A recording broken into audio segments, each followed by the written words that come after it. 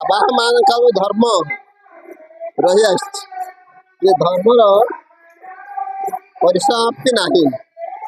ଭଗବାନ ଶ୍ରୀକୃଷ୍ଣଙ୍କର ଲୀଳା ଭିତରେ ଇଏ ଗୋଟେ ରାଧା ମାଧବ ବେଶ ହେଇକି ଅଁଳା ନଈ ପାଳନ ନବରାତ୍ର ପୂଜା ହେଇ ତାକୁ ଅଁଳା ନଈ ପାଳନ କରୁଛନ୍ତି। ସେଇ ଅଁଳା ନବୀରେ ରାଧାପାଦ ଦର୍ଶନ କରି ସମସ୍ତେ ମୁକ୍ତି ବାଟକୁ ଚାଲିବେ ଏଇଠି କାମନା କରି ଭଗବାନଙ୍କ ପାଖରେ ଶରଣ ପଶି ତାଙ୍କର ନିତ୍ୟ ପୂଜା ଅର୍ଚ୍ଚନା କରି ଫୁଲ ପୁଷ୍ପରେ ଚନ୍ଦନ ଅଗୁରୁ ଦେଇ ବନ୍ଦାପନା କରି ସମସ୍ତେ ମା ମାନେ ଏବଂ ଯେତେ ନରନାରୀ ଅଛନ୍ତି ସମସ୍ତଙ୍କର ସଂସାରର ମଙ୍ଗଳ କାମନାର୍ଥେ ଏ କାର୍ତ୍ତିକ ମାସରେ ମହାପୁଣ୍ୟ କାଳରେ ସମସ୍ତେ ତାଙ୍କ ପାଇଁ ଏ ବ୍ରତ କରାହେଇଛି। ରାଧାପାଦକୁ ଦର୍ଶନ କରନ୍ତି।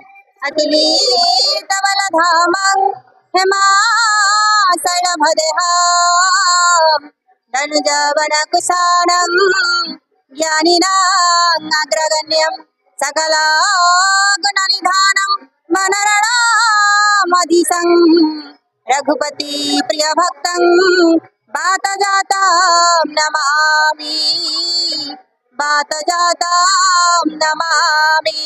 आज पवित्र कार्तिक मास अला नवमी तिथि श्री राधापाद दर्शन जोटा कि आम साक्षी गोपाल हुए आम निकटस्थ आत्माराम बालाश्रम आनुकूल्य आम सिद्ध महावीर 108 हनुमान चालीसा पाठ करुछु। समस्त निकटस्थ ग्रामवासी वृंद एवं आबाल वृद्ध वनिता समस्त मिसिकी सिद्ध महावीर 108 हनुमान चालीसा पाठ सह अन्न प्रसाद समस्त करूँ।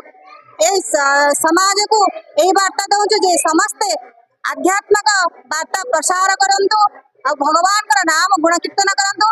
कलिजुग केवल हरिगुण गावत नर पाप ही भवता से कलिजुग त्राण पाइबा प्रतिदिन नित्य कीर्तन करवा दरकार।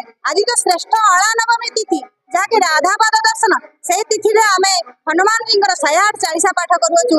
समस्त कुनि कुनि भाई भौणी एवं समस्त माँ भौणी मान सहित मिसिक ये समस्त आम समाज कल्याण हो, आम भारत कल्याण हो, आम राज्यवासी समस्त कल्याण हो, यह ही आम कामना।